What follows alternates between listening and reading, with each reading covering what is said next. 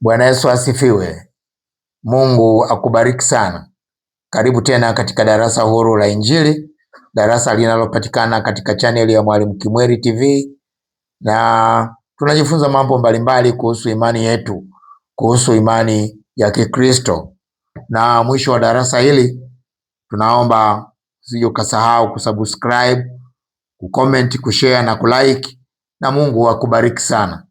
Katika chaneli hii tumekuwa na darasa huru la Injili ambalo tunajifunza neno la Mungu katika uhuru wote kama lilivyo, bila kuligoshi, bila kuogopa kwamba Wakristo watakimbia wakisikia hii kweli. Tuko huru kuisema hii kweli, na uwe huru kuisikiliza. Uwe kama watu wa Beroya ambao waliipokea Injili ya Paulo, lakini baadaye wakapata muda wa kuyachunguza maandiko kila siku ili waone kama ndivyo yalivyo. Nami nikupe shauri, usifyonze mafundisho kama dodoki. Jifunze kufuatilia kila fundisho, uweze kulifuatilia na kuweza kulifanyia kazi. Leo tunaanza somo jipya ambalo ni muhimu sana kwa kanisa. Kichwa cha habari tutakachokwenda nacho kwa siku hizi 2-3 ni kwamba Yesu anarudi mara ya pili. Yesu anarudi. Ndugu yangu mpendwa, nyakati hizi ni za mwisho. Sina namna ya kukushawishi zaidi ya Roho Mtakatifu agonge muhuri ndani yako, katika akili zako na ufahamu wako, kwamba Yesu yu malangoni. Yesu anarudi. Anarudi mara ya pili kuja kulichukua kanisa. Nami nimefuatilia, nimeona kurudi kwa Yesu Kristo mara ya pili ndio imani ya Kikristo. Tunaiona katika imani ya mitume, tunakiri hivyo kila Jumapili. Tunaiona hivyo katika imani ya Nikea, tunakiri hivyo. Tunaiona hivyo katika vitabu vya nyimbo, tunakiri hivyo. Tunaona hiyo katika Biblia, katika Agano Jipya. Yesu mwenyewe ameeleza habari za kurudi kwake mara ya pili. Mitume wameeleza hayo, nyimbo, tenzi, nyimbo mbalimbali. Tumwimbie Mungu, tumwimbie Mungu, nyimbo standard. Ukifuatilia mne ndani kuna nyimbo zinazowahalati wa Kristo kwamba Yesu anarudi. Watu wajiandae. Na mada hii ya Yesu kurudi mara ya pili na kufundishwa kwa habari ya mwisho wa dunia, hii mada walimu wengi wameisusa tangu mwanzo wa kanisa. Kanisa limekuwa na woga sana, walimu wengi sana wamekuwa na woga kufundisha hii mada au hii agenda ya kurudi kwa Yesu na mambo ya mwisho wa dunia. Imekuwa ni agenda nzito tangu mwanzo, na tutasoma, tutaona, lakini ni agenda muhimu sana. Kanisa lisipofundishwa kurudi kwa Yesu mara ya pili na mambo ya mwisho wa dunia, kanisa linakwenda kwa imani moja. Imani hii moja, kwa sababu imani, Biblia inasema kuna imani za aina 4, tutaziona baadaye, lakini ziko imani za aina 4. Imani ya kwanza ni imani inayopatikana katika Waebrania sura ya 11 mstari wa 1. Imani ni ile imani ya sasa, present faith. Ni imani ya sasa ambayo unategemea kupokea sasa. Imani ya pili inaitwa imani ya taraja. Imani ya tatu inaitwa imani ya tumaini. Imani ya 4 ni imani ya tegemeo. Hizi ni imani 4.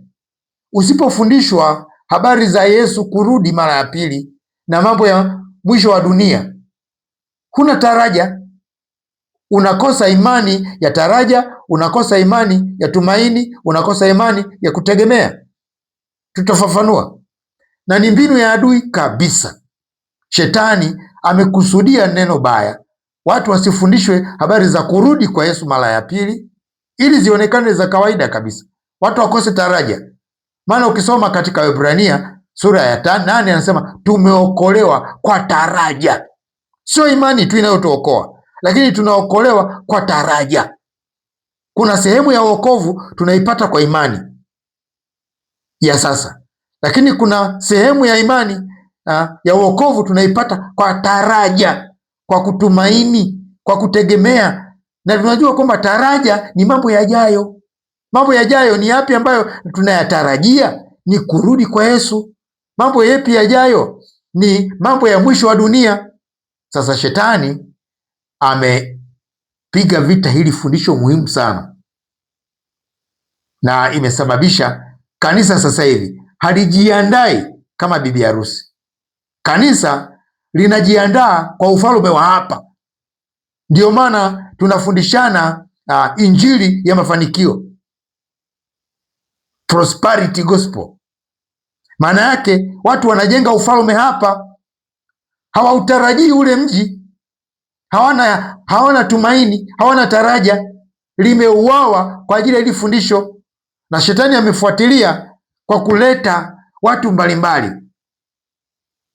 Kumbukumbu nilizonazo hapa kuanzia miaka 1800 na manabii wa uongo waliandaliwa na shetani kutabiri kwamba Yesu anarudi.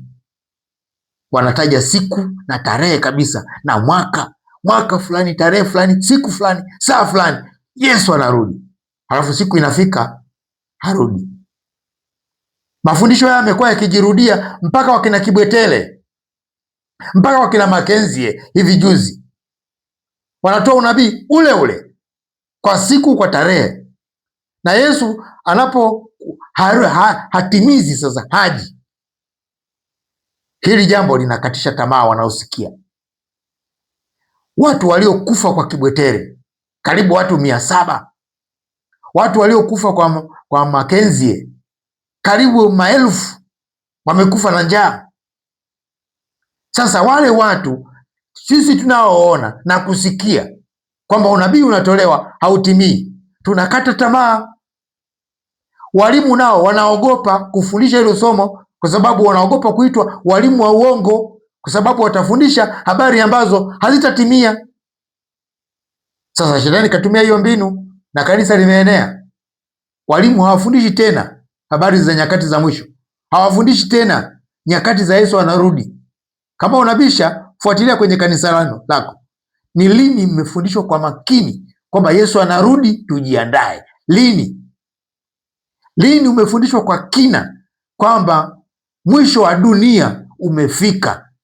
Kama Mkristo ujiandaeje? Lakini ni imani yetu, tunaisema kila siku kwenye imani ya mitume, tunaisema kila siku katika imani ya Nikea, tunaisema kila siku katika Biblia. Hata Waislamu kwenye Qurani tutasoma. Waislamu wanaamini kabisa kwamba Yesu Kristo yeye ni dalili ya kiyama, kwamba kitatujia, kwamba kiko karibu, kwamba kimefika, na Yesu ndiye atakayekuja kuhukumu ulimwengu huu. Watu wote tunajua hivyo, lakini kwa nini hili fundisho watu wanaliogopa? Wanaogopa kutokana na mazingira ambayo shetani amejenga. Sasa tunajifunza kichwa kinachosema Yesu anarudi mara ya pili, tujiandae. Ipo hasara kubwa kwa kanisa kutofundishwa mambo ya mwisho wa dunia na kurudi kwa Yesu mara ya pili. Mimi ni sauti ya mtu aliaye nyikani, itengenezeni njia ya Bwana. Malengo ya somo hili: Yesu anakuja tena duniani kulichukua kanisa lake. Tunasoma habari hizi katika Yohana sura ya 14 mstari wa 2. Neno la Mungu linasema, nyumbani mwa Baba yangu mna makao mengi, kama sivyo ningaliwaambia, maana naenda kuandalia mahali. Basi mimi nikienda na kuandalia mahali, nitakuja tena niwakaribishe kwangu. Nitakuja tena niwakaribishe kwangu. Nitakuja tena niwakaribishe kwangu, ili nilipo mimi nanyi mwepo. Yesu anaeleza wazi kabisa kwamba nyumbani mwa Baba kuna makao mengi. Kama sivyo ningaliwaambia. Lakini naenda kuandalia mahali. Nikishakamilisha nakuja kuwachukua. Yesu aliahidi kurudi mara ya pili kuja kutuchukua. Matendo ya Mitume sura ya 1 mstari wa 11, neno la Mungu linasema, wakasema, enyi watu wa Galilaya, mbona mmesimama mkitazama mbinguni? Huyu Yesu aliyechukuliwa kutoka kwenu kwenda juu mbinguni atakuja jinsi hiyo hivyo mlivyomuona akienda zake mbinguni. Atakuja jinsi hiyo. Yesu, malaika wale walisema Yesu atakuja tena. Mathayo sura 26 mstari wa 36. Mathayo sura 24 mstari wa 36 nasema, lakini habari ya siku ile na saa ile hakuna aijuaye, hata malaika walio mbinguni, wala mwana, ila Baba peke yake. Hapa ndipo ambapo tunapowakamatia manabii wa uongo wanapotabiri habari za kuja kwa Bwana Yesu kwa mara ya pili, wanapotaja tarehe, wanapotaja mwaka, wanapotaja siku. Biblia inasema kwamba kuja kwake Yesu kupo, lakini hakuna anayejua siku wala tarehe wala saa. Hakuna, ni Baba peke yake. Roho Mtakatifu hajui wala mwana hajui. Yesu anarudi duniani mara ya pili. Hili ni tukio la mara ya pili la Yesu kuja duniani. Tukio la kurudi mara ya pili la Yesu Kristo ni tukio la kweli na lipo na litatokea, lakini kwa vile kuna manabii wa uongo wa nyakati mbalimbali walitabiri tarehe bila mafanikio yoyote, kanisa limekata tamaa. Kwa watu ambao wamedanganywa wakauawa, kanisa limekata tamaa. Wahubiri wanaogopa kuhubiri, walimu wanaogopa kufundisha somo hili, wamekata tamaa, kwa sababu wanaogopa kuitwa walimu wa uongo kama waliopita, waliosababisha mauaji, wakina Kibwetere, tutaona habari zake. Wakina William Miller, tutaona habari zake. Wakina Mackenzie, wote walihubiri ujumbe huo kama mbinu ya adui, ili kufisha nguvu ya kufundishwa hili somo ambalo lina nguvu sana katika kanisa. Kutokusikia au kutokutimia kwa unabii kumesababisha watu kukata tamaa. Watu wamekata tamaa, kanisa limekata tamaa. Somo hili tutalipitisha katika vipengele mbalimbali. Kipengele cha kwanza, fundisho la siku za mwisho huitwa eschatology. Kwa kitaalamu tunaita eschatology. Eschatology ni kwa lugha ya kitaalamu, lakini kwa lugha rahisi tunaweza tukasema ni doctrine, is the doctrine of the last day. Eschatology is the doctrine of the end times. Eschatology is the teaching about the last day, end time. Eschatology ni neno la kitaalamu la theological terms linalomaanisha mafundisho yanayohusu mambo ya mwisho kama vile kurudi kwa Yesu mara ya pili, hukumu ya mwisho, ufufuo wa wafu, mbingu mpya na nchi mpya. Hivi ni vipengele vinne ambavyo vinaelezea eschatology. Kwa lugha nyingine, eschatology kwa Kiswahili ni kiama. Kiama ni nini? Kiama ni siku ya mwisho wa dunia, the end of judgment, the end of the world. Eschatology ni kiama. Neno kiama ni neno la Kiswahili linalomaanisha mwisho wa dunia, siku ya mwisho, yaani wakati ambao Mungu ataimaliza dunia ya sasa na kuanza hatua ya mwisho ya hukumu ya maisha ya milele. Tunasoma habari zake katika Mathayo 6:19. Neno la Mungu nasema, Msijiwekee hazina duniani, nondo na kutu viharibupo, na wevi huvunja na kuiba, bali jiwekeeni hazina mbinguni, kusikoharibika kitu na kwa nondo wala kutu, wala wevi hawavunji wala hawaibi. Msijiwekee hazina duniani. Mwanadamu ana duniani, lakini ana mbinguni. Mbinguni yake inaandaliwa leo duniani. Mwenye akili yoyote anajua Ukristo unampitisha, anautumia sasa mambo ya maisha ya duniani kuiandaa kesho, kwa sababu kuna maisha yajayo ya kesho yanaandaliwa leo. Watu wanajua kanzu ya Ijumaa, mwenye akili kanzu ya Ijumaa anafua Alhamisi, kesho inaandaliwa leo. Sasa kanisa linajua wazi kabisa kwamba tuna maisha yajayo, lakini kufundishwa maisha yajayo watu wajiandaeje? Kanisa limesahau, linajenga ufalme hapa duniani, limekata tamaa kwamba tuwapitaji. Yako maandiko yanatuambia jamani, na wasii kama wapitaji na wasafiri katika dunia. Mahali pengine Biblia inasema hatuna mji udumuo hapa, tunapita. Biblia inasema kwamba mbingu hizi zitakunjwa kama karatasi, halafu tutaona mji mpya ukitoka mbinguni, Yerusalemu, ukishuka.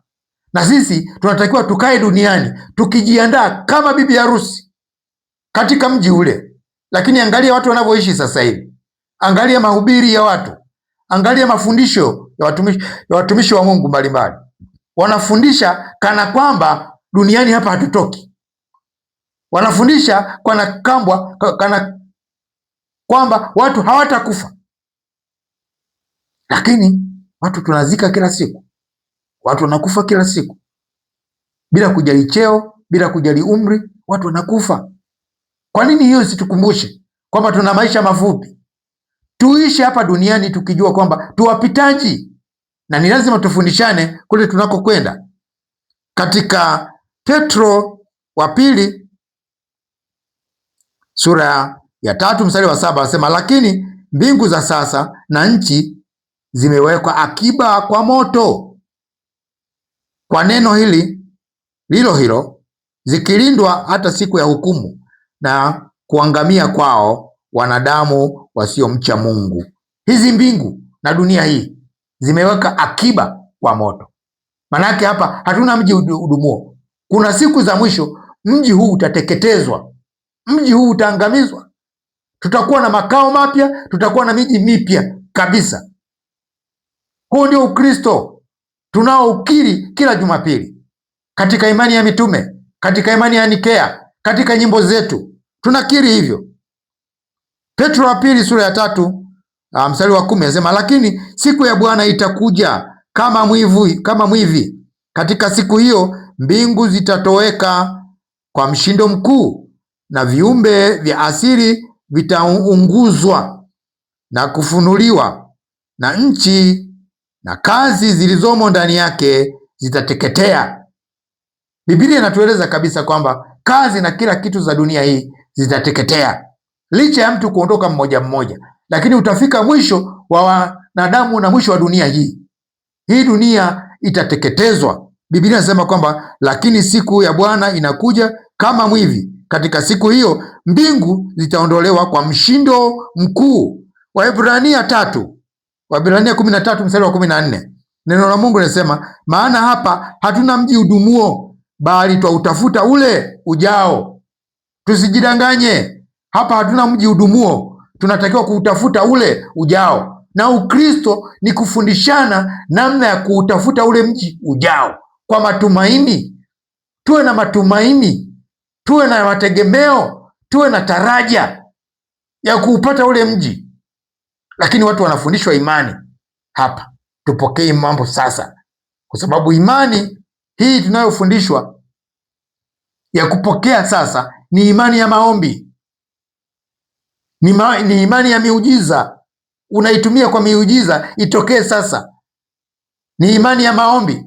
Ndio maana Biblia inasema lolote muombalo aminini kwamba mnalipokea nalo litakuwa ni lako. Maanake ukiomba kwa imani uamini unapokea sasa.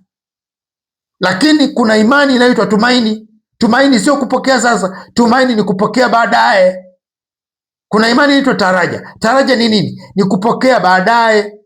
Kutegemea na nini? Maanake ni kuvumilia katika hiyo imani mpaka upate hicho kitu, ndio maana ya kutegemea.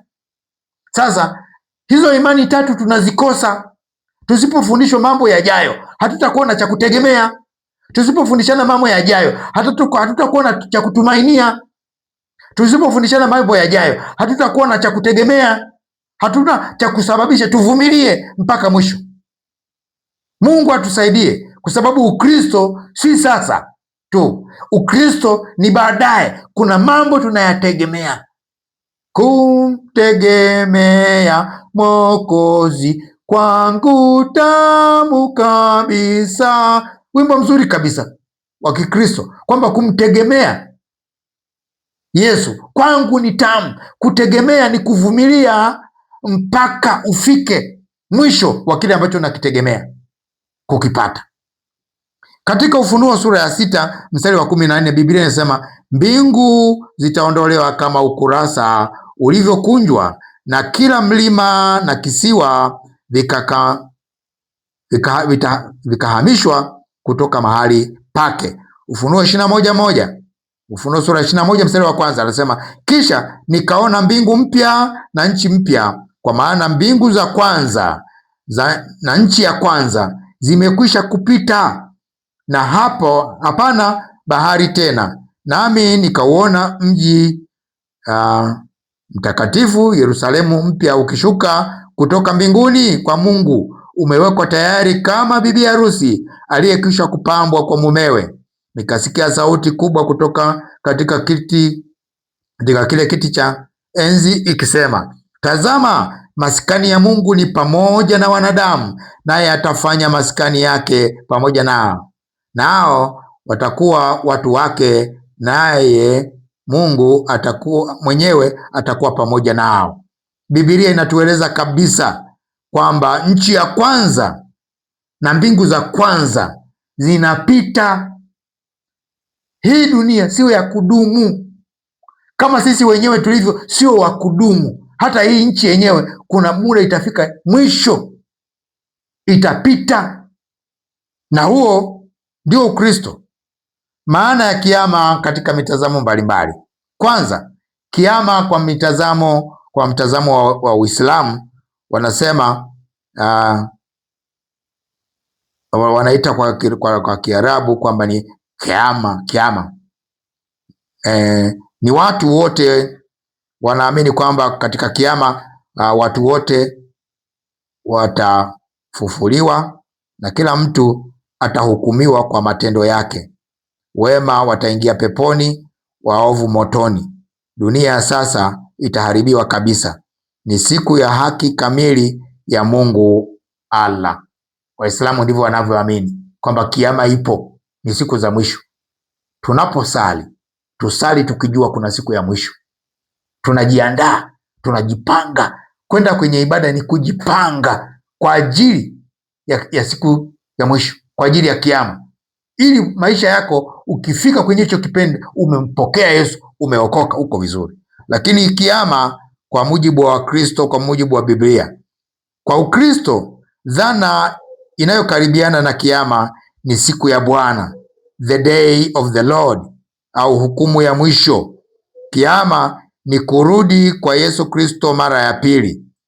Lakini tofauti iliyopo kati ya kiama wanaoisema Wakristo na wanayoamini Waislamu ni kwamba Ukristo hauangalii tu kuangamizwa kwa dunia, bali ni ukombozi, ufufuo, uumbaji mpya, mbingu mpya na nchi mpya.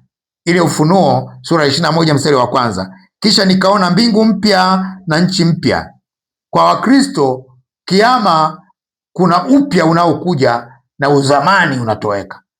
Kwa dini nyingine ni uharibifu tu 100%, na watu wanahukumiwa, wanapotea. Lakini katika Ukristo tunatumaini. Ndio maana tunatumaini, ndio maana tunataraja, ndio maana tuna tegemeo, ndio maana tuna imani katika mambo hayo yajayo. Na Mungu atusaidie sana. Kiama, maana ya tatu ya kiama kwa lugha ya kawaida. Tunaweza tukasema katika matumizi ya kawaida watu huamini kiama kwamba ni kumaanisha kwamba janga kubwa sana au mwisho wa maisha kama yalivyozoeleka. Mfano, hiyo ilikuwa kama kiama kabisa. Mtu anasema hiyo ilikuwa kiama. Hii maana yake ilikuwa ni uharibifu mkubwa. Kiama ni mwisho wa historia ya dunia ya sasa. Kwa maana fupi, kiama ni nini? Ni mwisho wa historia ya dunia ya sasa. Dunia ya sasa na uzuri wake itapotea. Dunia ya sasa na tanzanite yake itapotea, na dhahabu yake itapotea. Mungu atasahau kila kitu. Mungu atafuta kila kitu kwenye hii dunia. Sasa wale wao wanaojitumainisha na kuweka makao ya kudumu katika hii dunia watafutwa pamoja na dunia yao. Kabla ya kuendelea zaidi, nitaka nitoe maneno machache. Kwanza, fundisho hili ni miongoni mwa mafundisho yaliyochezewa sana. Fundisho la kiama na nyakati za mwisho na kuja kwa mara ya pili kwa Yesu Kristo ni fundisho ambalo limechezewa sana na kusababisha walimu kuogopa kulifundisha, lakini wanaofundishwa pia kulichukia, kwa sababu wametabiriwa Yesu anarudi, hakurudi, na wakaambulia kuzika ndugu zao ambao wameuawa na kina Kibwetere kwa fundisho hilo, wameuawa na kina Makenzie kwa fundisho hilo, wameuawa na kina William Miller kwa fundisho hilo. Watu wengi ninayo majina haya pa, tutapitia baadaye kidogo kuona walivyotumika kutoa fundisho hili la uongo. Sasa fundisho hili ni miongoni mwa mafundisho ambayo yamechezewa. Ni fundisho la siku za mwisho na kurudi kwa Yesu Kristo mara ya pili. Yamechezewa sana. Bwana Yesu alituonya kabla. Katika Mathayo sura 24 mstari wa 4, Yesu alisema, akajibu akawaambia, angalieni mtu asiwadanganye, kwa sababu wengi watakuja kwa jina langu wakisema mimi ni Kristo, nao watawadanganya wengi. Yesu alisema, alituonya mapema kabisa kwamba watu watakuja na watawadanganya wengi. Pili, fundisho hili limepoteza mvuto. Fundisho la kurudi kwa Yesu Kristo limekinai, limewachosha watu kiasi kwamba halifundishi tena kama lilivyokusudiwa na Mungu ili watu wapate kujiandaa, na kanisa linapata hasara kubwa sana. Tutaziona hapo baadaye hasara ambazo kanisa linapata kutokufundishwa kujua kurudi kwa Yesu Kristo mara ya pili na mwisho wa dunia. Watumishi wanaogopa kulifundisha kwa kuogopa kuitwa manabii wa uongo, kama manabii wa uongo waliopita kulifundisha hili somo na kusababisha mauaji makubwa. Manabii wa uongo wamelitumia kuangamiza watu, lakini bado fundisho hili ni la muhimu, ni la kweli na ni muhimu sana. Ni fundisho la kweli kabisa, lakini ni la kweli na ni la muhimu kabisa.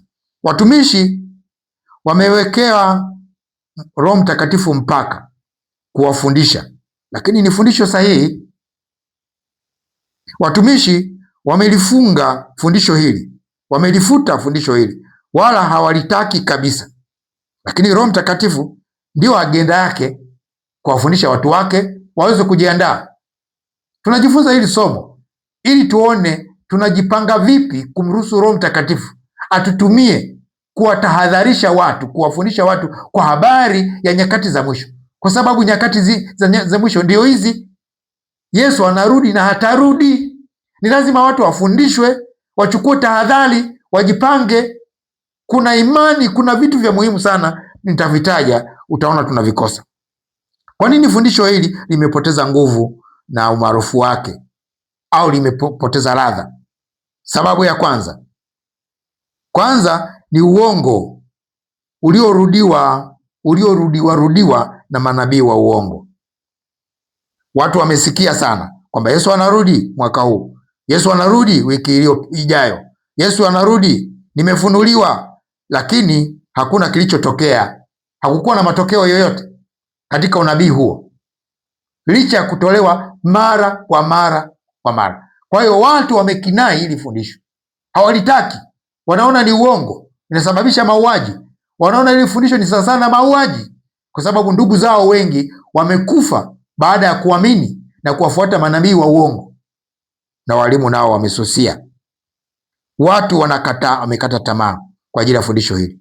Wengi wakadhani fundisho lote ni hadithi tu. Sio kweli, kwa sababu wanasema Yesu anarudi na bado hawaoni matokeo. Mioyo ikawa migumu, mioyo ya Wakristo, mioyo ya watu wengi, hata na walimu wenyewe wa Biblia, mioyo yao imekuwa mizito kulifundisha hili somo, na wanaofundishwa ni wazito kulipokea, kwa sababu wakifundishwa wanategemea labda ya kuona majanga tena yanaweza yakatokea. Petro wa pili sura ya 3 mstari wa 3 hadi ule wa 5, neno la Mungu linasema hivi: mkijua kwanza neno hili ya kwamba katika siku za mwisho watakuja watu wa dhihaka zao, watu wenye kudhihaki, wafuatao tamaa zao wenyewe, na kusema, iko wapi ahadi ile ya kuja kwake? Kwa maana tangu hapo babu zetu walipolala, vitu vyote vinakaa vivyo hivyo tangu mwanzo wa kuumbwa. Maana hufumba macho yao wasione neno hili, ya kuwa zilikuwako mbingu tangu zamani, na nchi pia imefanyizwa kutoka katika maji, ndani ya maji, kwa neno la Mungu. Petro aliliona hili. Mungu alimfunulia akaona kwamba katika nyakati zetu kutakuwa na watu wenye dhihaka kutokana na mafundisho. Mpaka sasa hivi watu wanataniana, wanasema umechelewa kama Yesu, unatoa ahadi kama Yesu, kwamba Yesu aliahidi anakuja, hajakuja. Nyakati za dhihaka Petro aliziona, na unasoma katika Petro hii wa pili sura ya 3 mstari wa 3 hadi wa 5 kwamba katika nyakati za mwisho dalili mojawapo ni nyakati za dhihaka. Dhihaka ni kuonesha kwamba watu wamechoshwa na hilo fundisho na walimu wameliacha kulifundisha kwa kina. Ni nia ya darasa hili, tutajifunza kwa kina mafundisho ya kurudi kwa Yesu mara ya pili na siku za mwisho, mwisho wa dunia, ili watu wapate kujiandaa. Petro wa pili sura ya 3 mstari wa 10 anasema, lakini siku ya Bwana itakuja kama mwivi. Katika siku hiyo mbingu zitatoweka kwa mshindo mkuu, na viumbe vya asili vitaangamizwa. Kwa hiyo sababu ya kwanza ni hiyo. Sababu ya pili, kwa nini fundisho watu wamelikinai, ni kwa sababu hofu inachukua nafasi ya tumaini. Somo hili la kurudi kwa Yesu mara ya pili linajenga matumaini, linajenga taraja, linajenga kutegemea. Ndio kusudi la Yesu kuruhusu hili somo lifundishwe. Sasa linapofundishwa na manabii wa uongo, badala ya kujenga tumaini, linajenga hofu kwa ajili ya masilahi yao wenyewe. Badala ya kujenga tumaini, linajenga hofu. Badala ya kujenga taraja, linajenga hofu. Uhakika wa haki unakuwa haupo, lakini badala yake inafundishwa kwa vitisho, kama filamu ya vitisho, kama chombo cha kudhibiti watu. Kama mtu anatakiwa kudhibiti kwenye utoaji, anasema toa sadaka, Yesu anarudi, hutachukuliwa wewe, hutanyakuliwa. Inatumia kutishia watu ili watu waweze kupata maslahi yao. Ndio maana Paulo aliagiza katika Timotheo wa kwanza sura ya 4 mstari wa 18, anasema basi farijianeni kwa maneno haya. Kumbuka Timotheo wa kwanza sura ya 4 inaeleza habari za kunyakuliwa kwa kanisa. Sasa mwisho pale sura ya 4 ile mstari wa 18 anasema farijianeni kwa maneno haya. Kwa nini? Habari za kurudi kwa Yesu Kristo ni habari za kufarijiana, ni habari za faraja. Habari za kufundishwa juu ya mwisho wa dunia ni habari za faraja. 3, kwa sababu fundisho hili limekatwa kutoka kwenye maisha ya kila siku, linawekwa kwenye siku Mungu anakuja. Kumbe Biblia inasemaje? Tunatakiwa tuwe na taraja ili tuendelee kujitakasa. Biblia ukisoma katika waraka wa Yohana wa kwanza sura ya 3 mstari wa 3, Biblia inasema kwamba kila mwenye matumaini haya yepi ya kuja kwa Yesu, na kwamba akija tutaona tunafanana naye. Biblia inasema kila mwenye matumaini haya kwamba Yesu anakuja ajitakase. Maana yake usipofundishwa kuwa na matumaini kwamba Yesu anakuja, watu hawajitakasi. Ndio maana kanisa halizingatii utakatifu. Watu hawafundishani tena utakatifu, wanafundishana utoaji ili kujenga ufalme wa hapa, kujenga makanisa ya hapa, kujenga mahekalu ya hapa. Sawa, mimi sigombani na nyie kujenga makanisa makubwa na mazuri na ya kisasa, jengeni, lakini hatuna mji hudumu hapa. Tutafika mahali halitasaliwa jiwe juu ya jiwe ambalo halitabomolewa. Yote ni hasara. Tunatakiwa tuandae mji ujao, tuwe na matumaini. Ukristo ni kuandaa kesho yako. Ukristo ni kuandaa kesho yako. Unaokoka leo, Ukristo ni kuandaa matumaini ya kesho, kwamba Yesu anakuja, atanichukua, ataniokoa, ataninyakua, nitakuwa miongoni mwa walionyakuliwa. Huo ni Ukristo. Ukristo ni kuwa na matumaini. Na sababu ya 4, walimu walianguka na watu wakachoka. Wale waliotoa unabii, baada ya unabii kutokutimia, hawakutubu wala hawakurekebisha, waliendelea kana kwamba hakuna kilichotokea. Matokeo yake fundisho hili watu wamelichukia sana. Matokeo yake injili inalaumiwa kutokana na mafundisho. Matokeo yake kila mwalimu atakayesimama kufundisha habari za nyakati za mwisho analaumika, kwa maana ndio wale wakina Kibwetere, ndio wale wakina Makenzi. Kwa nini? Waliofundisha hili somo na kuteka nyoyo za watu ulisababisha maangamizi. Kwa hiyo watu wanaogopa. Kumbuka, moto hauzimwi kwa sababu kuni ni mbaya, bali kwa sababu hakuna anayewasha kuni safi. Kwa sababu mafundisho mabaya yametangulizwa ya uongo kuhusu kurudi kwa Yesu mara ya pili na nyakati za mwisho au mwisho wa dunia. Na hakuna mwalimu ambaye alifundisha kwa usahihi habari za kurudi kwa Yesu mara ya pili, kwa usahihi kwa habari ya kunyakuliwa kwa kanisa, kufundisha kwa usahihi kwa habari ya mwisho wa dunia. Basi hali imekuwa mbaya, hali imekuwa kama ilivyo. Kwa hiyo ni muda wa Roho Mtakatifu sasa kuwasha moto mpya kwa kuni safi, moto mpya wa kufundishwa habari za kurudi kwa Yesu mara ya pili, kunyakuliwa kwa kanisa, pamoja na mambo ya mwisho wa dunia. Ni lazima yafundishwe ili tuweze kuwa na tumaini. Hayo mambo lazima yafundishwe ili tuweze kuwa na taraja. Hivi taraja unajua maana yake? Hivi tumaini unajua maana yake? Hivi tegemeo unajua maana yake? Huwezi ukawa na taraja. Unatarajia nini kama hujafundishwa kwamba Yesu anarudi? Kwa sababu taraja pekee lenye nguvu kwa Mkristo ni kutegemea kwamba Yesu Kristo anarudi na atamchukua. Hiyo ndio taraja, hiyo ndio tumaini letu, hiyo ndio tegemeo letu. Hatuna tegemeo lingine.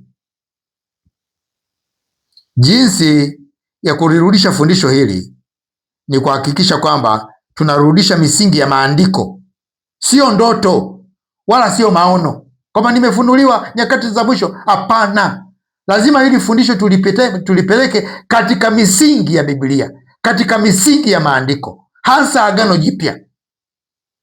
Lazima turudishe hili fundisho kwa kulifundisha kwa nini Yesu anarudi, sio lini anarudi.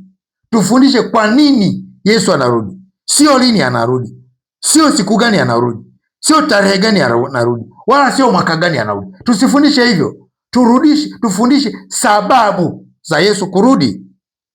Turudishe hili fundisho kulinganisha na haki, uaminifu, matumizi ya wanyonge, uwajibikaji wa sasa. Biblia inasema heri mtumwa yule ambapo bwana wake ajapo atamkuta anakesha. Manake nini? Lazima hili fundisho litufundishe watu tukeshe Bwana anapokuja atukute hatujalala, atukute tunamsubiri na taa zetu zinawaka, kama wale wanawali 5 wenye busara ambao walimgoja bwana harusi na taa zao zinawaka. Heri mtumwa yule ambaye bwana wake arudipo atamkuta anakesha. Maana yake nini? Fundisho hili nataka litupe matumaini na litusababishe tukae katika utakatifu, tukae katika kweli, tukae katika neema ya Kristo, tukae miguu yote, tukae, Waswahili wanasema kaa kwenye kiti matako yote. Sio lugha nzuri, lakini tukae vizuri, usikae tako moja. Lakini sasa hivi kanisa halijakaa katika mkao wa balance. Mungu atusaidie. Mungu atusaidie sana. Biblia inasema katika Yohana wa kwanza sura ya 3 mstari wa 2, wapenzi, sasa tu wana wa Mungu, wala haijadhihirika bado itakavyokuwa, lakini twajua ya kuwa atakapodhihirishwa tutafanana naye, kwa maana tutamuona kama alivyo. Na kila mwenye matumaini haya yepi? Yametajwa katika mstari wa hapo juu wa 2, kwamba na kila mwenye matumaini haya katika yeye hujitakasa kama yeye alivyo mtakatifu. Ukiwa na matumaini kwamba Yesu Kristo anakuja, utajitakasa.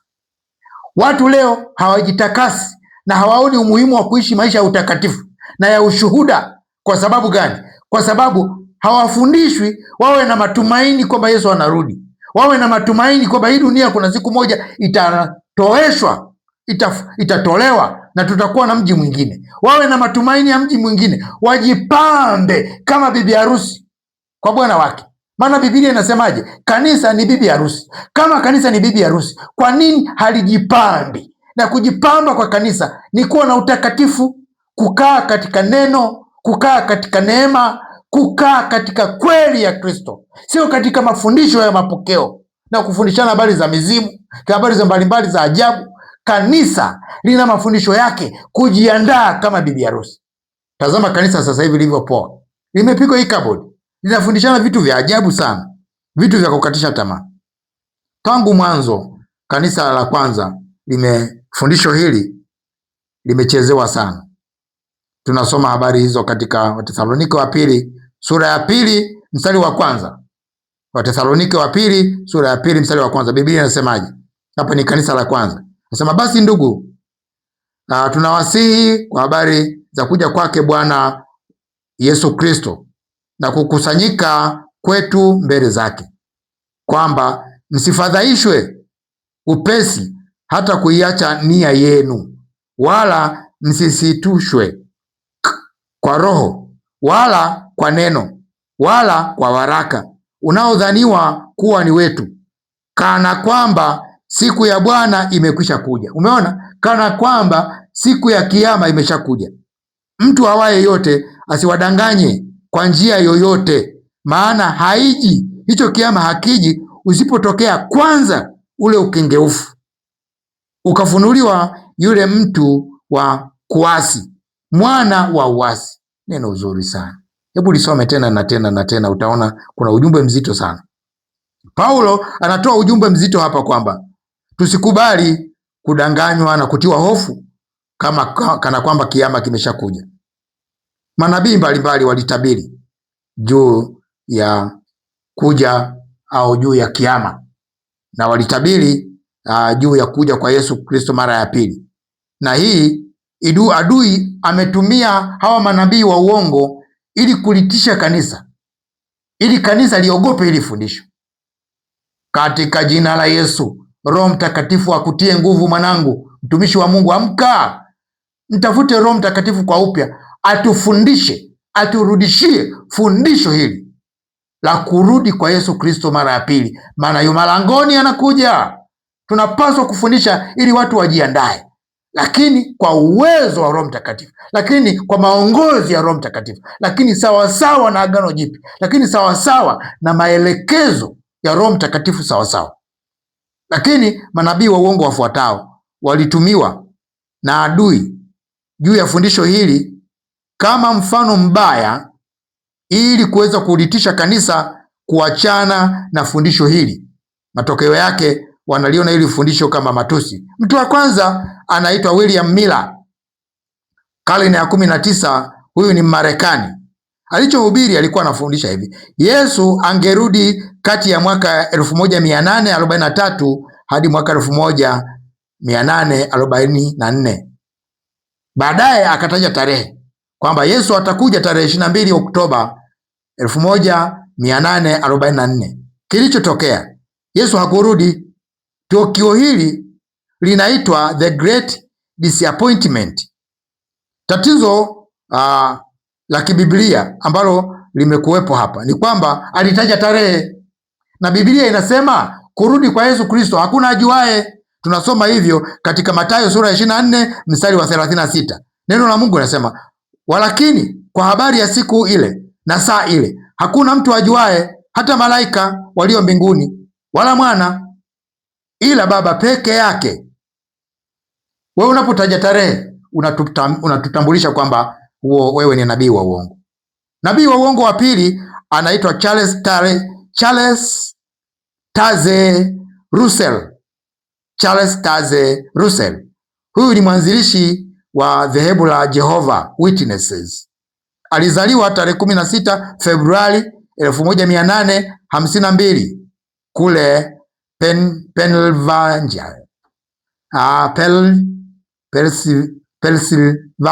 Pennsylvania, Marekani. Alifariki tarehe 31 Oktoba 1916. Huyu ni muasisi wa dhehebu nililolitaja, na katika mafundisho yake alifundisha zaidi habari za utatu. Alifundisha zaidi habari za moto wa Jehanamu. Alihubiri habari za kurudi kwa Yesu kwa mara ya pili. Kurudi kwa Yesu kulianza kwa namna ya kiroho katika mafundisho yake. Huyu aliandika kitabu maarufu kinachoitwa Studies in the Scriptures, ambayo ilikuwa na juzuu 6 mwaka 1918. Russell alifundisha kuwa mwaka 1914 ungekuwa ndio mwisho na nyakati za mataifa ulikuwa ndio wakati huo, lakini matokeo yake haikutokea hivyo, na ikatajwa kwamba ni uongo. Na mtazamo huu wa huyu bwana Russell, makanisa mengi ya Kikristo kama ya Kikatoliki, Kiprotestant hayakubaliani kabisa na mwalimu huyu kwenye Biblia. Mara nyingi hutajwa kama mfano wa mwalimu aliyekosea katika unabii wa kurudi kwake Yesu Kristo. Namba 3, Kibwetele. Kibwetele yeye alijulikana kama Joseph Kibwetere. Huyu alikuwa ni raia wa Uganda. Alikuwa ni kiongozi wa dhehebu linalojulikana kama Movement for Restoration of the Ten Commandments of God. Hili ilikuwa ni dhehebu ambalo lilikuwa ni harakati za urejesho wa amri 10 za Mungu. Kibwetele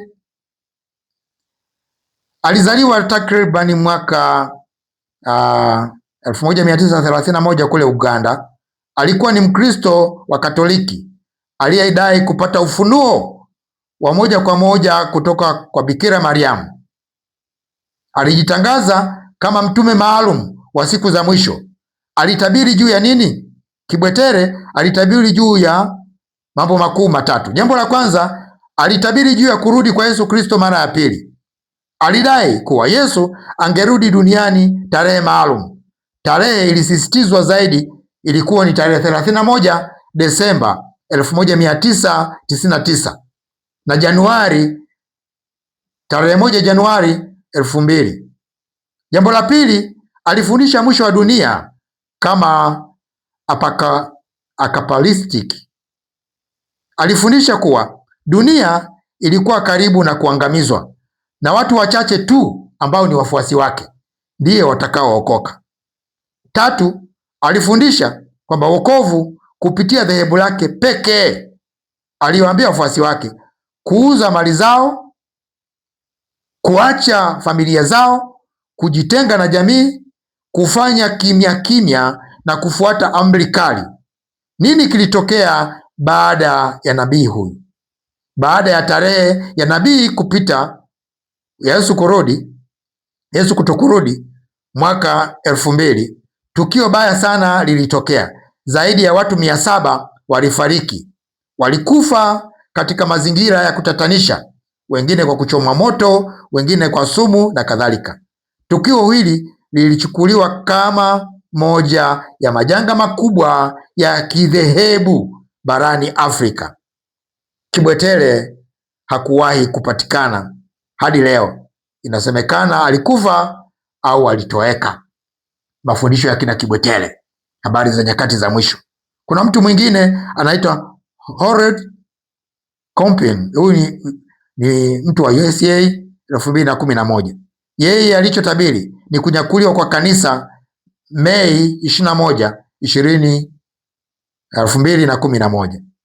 Mwisho wa dunia alitangaza kwamba kunyakuliwa kwa kanisa ni tarehe 21 Mei 2011, lakini mwisho wa dunia akasema itakuwa tarehe 21 Oktoba 2011.